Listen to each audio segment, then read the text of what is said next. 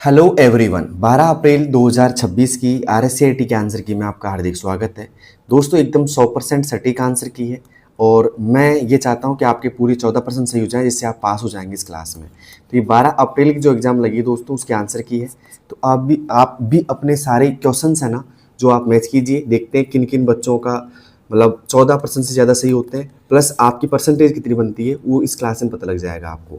तो पहला प्रश्न है कि आप किसी सरकारी पोर्टल पर इमेज अपलोड करने से पहले उसका फाइल का साइज कम करना चाहते हैं।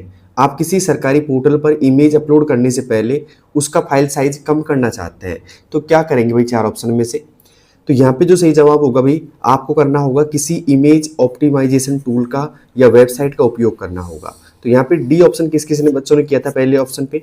आपकी सीरीज ए हो चाहे बी हो सी हो चाहे डी हो, ठीक है, आपकी जो भी सीरीज है आप क्वेश्चन वाइज आप मिला लीजिए आराम से, ठीक है। और पहले में यहाँ पे आएगा डी ऑप्शन, ठीक है। उम्मीद करूंगा पहला प्रश्न सभी बच्चों का ठीक हो गया होगा। अब चलते हैं आज के दूसरे प्रश्न की ओर। दूसरा प्रश्न क्या पूछ रहा है कि निम्नलिखित में से किसे ग्राफिकल यूजर इंटरफेस का एक नुकसान माना जाता है?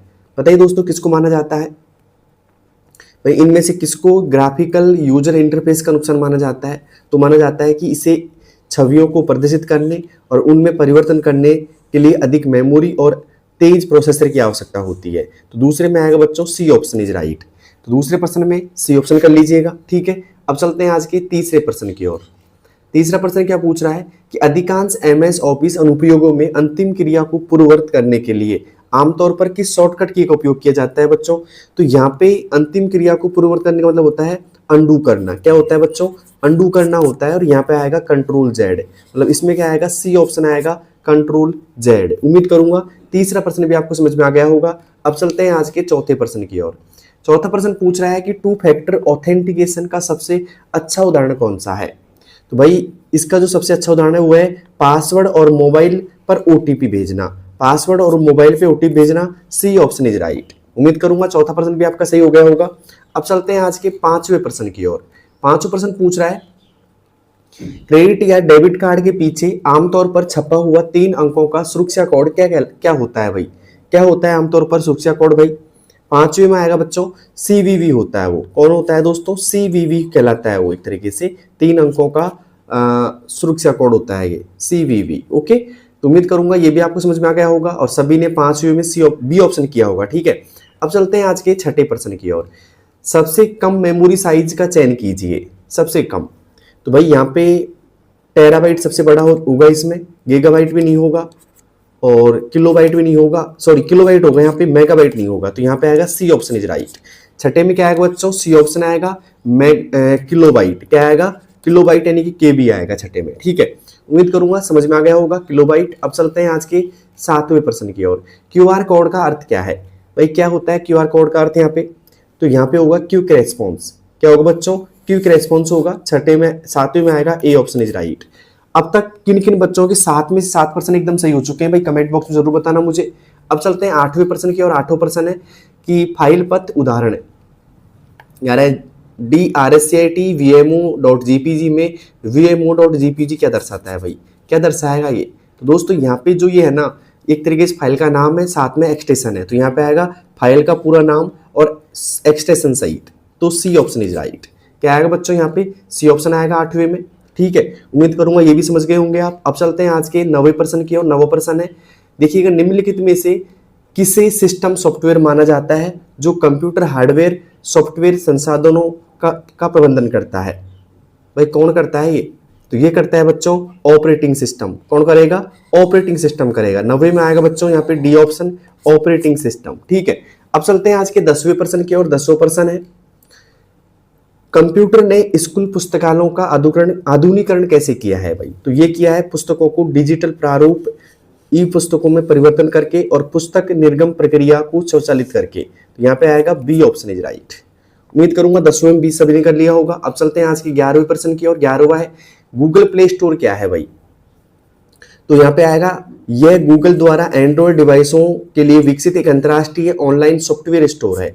A option is right.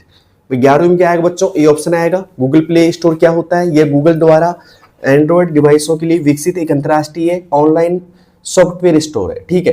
अब चलते हैं आज के 12वें प्रश्न की ओर। 12वां है, ध्यान से पढ़िएगा, फास्टैग राष्ट्रीय राजमार्गों पर इस्तेमाल होने वाली एक इलेक्ट्रॉनिक टोल वसूली तकनीक है।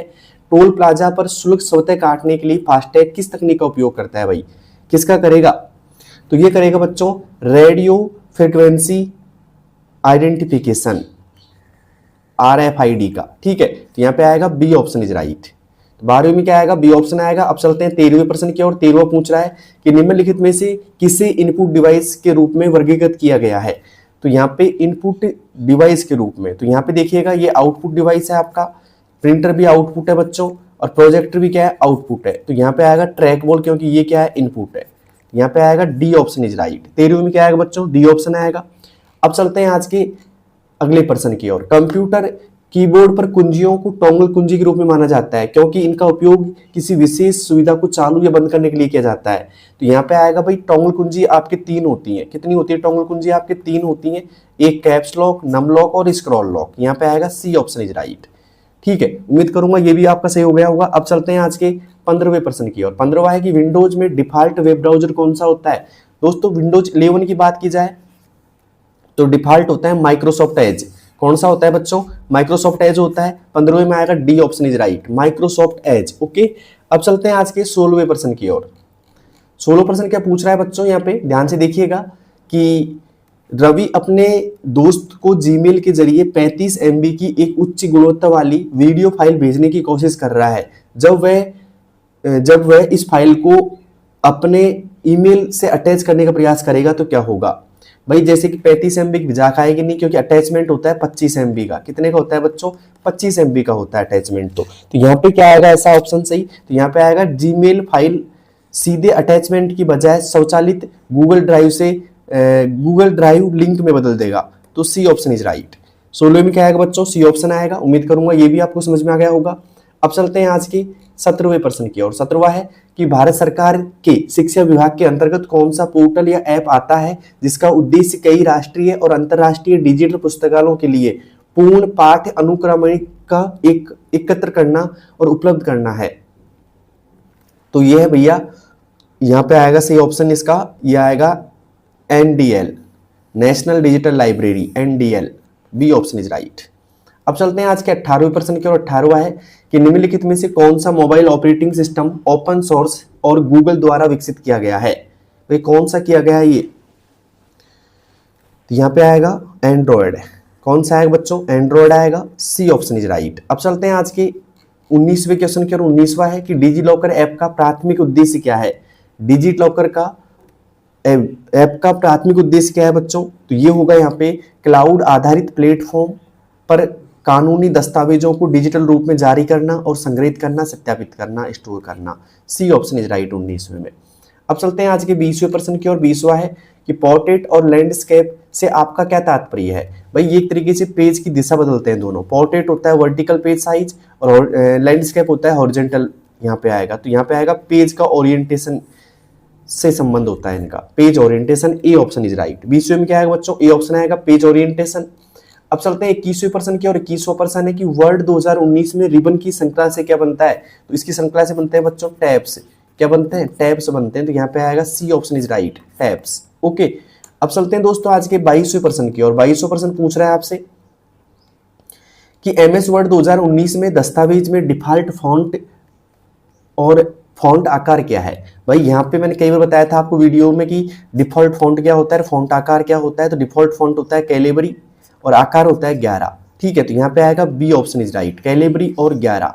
ठीक है, फॉन्ट साइज कितनी होती है भाई? 11 होती है भाई डिफॉल्ट, है ना। उम्मीद करूंगा समझ गए होंगे आप। 22वें प्रश्न में बी ऑप्शन आएगा। अब चलते हैं आज के 23वें प्रश्न की और। 23वें प्रश्न क्या पूछ रहा है आपसे कि MS एक्सेल में एब्सोल्यूट सेल रेफरेंस बनाने के लिए किस तकनीक का उपयोग किया जाता है? तो यहाँ पे किया जाता है एक तरीके से डॉलर सिंबल का, ऐसे। तो यहाँ पे आएगा C option is right, dollar symbol. ठीक है, अब चलते हैं आज की 24वें प्रश्न की और। 24वां है कि यदि कोई साइबर हमलावर मानव पठनीय डोमेन नाम को IP पते में परिवर्तन करने की प्रक्रिया को बाधित करता है और जानकारी चुराने के लिए आपको ट्रैफिक को किसी अवैध वेबसाइट पर पुनः निर्देशित करता है, तो इस साइबर खतरा उत्पन्न होता है। बताओ दोस्तों कौन सा यहाँ पे साइबर खतरा ओपन होगा इससे? तो यहाँ पे आएगा दोस्तों DNS पॉइजनिंग। क्या आएगा बच्चों? डीएनएस पॉइजनिंग आएगा यहाँ पे। C option is right choice. क्या आएगा बच्चों? सी ऑप्शन आएगा। अब चलते हैं आज के 25वें प्रश्न की ओर। 25वां है कि धोखाधड़ी करने वाले लोग कभी कभी एटीएम मशीनों में एक इलेक्ट्रॉनिक उपकरण लगा देते हैं जो कार्ड, स्लॉट और कीपैड में दर्ज की गई सभी जानकारी को रिकॉर्ड कर लेता है। इस उपकरण को क्या कहते हैं भाई? इसको बोलते हैं बच्चों स्कीमर। क्या बोलते हैं? स्कीमर बोलते हैं। तो ऐसे किन किन बच्चों के 25 में 25 सवाल सही हो चुके हैं भाई? ऐसे कौन कौन से बच्चे अब तक जिनके 14% सही हो गए ना, वो क्या हो गए बच्चे? पास हो गए सबके सब, है ना। क्योंकि आरएससीआईटी में जिनके 14% सही हो जाएंगे वो क्वालिफाई हो जाएंगे, पास हो जाएंगे आज की क्लास में, ठीक है। अब चलते हैं आज के 26वें प्रश्न की। और 26वां है इमेज ऑप्टिमाइजेशन का प्राथमिक लाभ क्या है? क्या है भाई प्राथमिक लाभ इसका? 4 ऑप्शन आपके सामने है। तो इसका प्राथमिक लाभ है दोस्तों, छवि की गुणवत्ता से समझौता किए बिना छवि का आकार 80-85% तक कम करना। B option is right. अब चलते हैं आज के 27वें प्रश्न की ओर। 27वां है, ध्यान से देखिएगा।